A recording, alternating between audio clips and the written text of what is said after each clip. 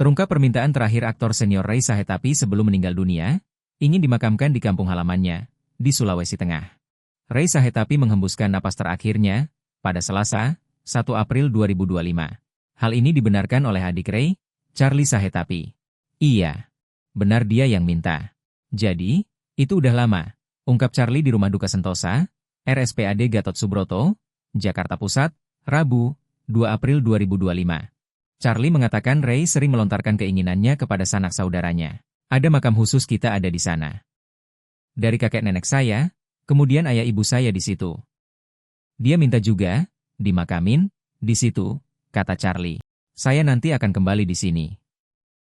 Udah berulang-ulang sama saudara-saudara dia ngomong juga gitu, tutur Charlie lagi. Namun, anak-anak Ray ingin agar ayahnya dimakamkan di Jakarta. Mereka juga kepengin nanti bersihin kuburannya, ucap Charlie.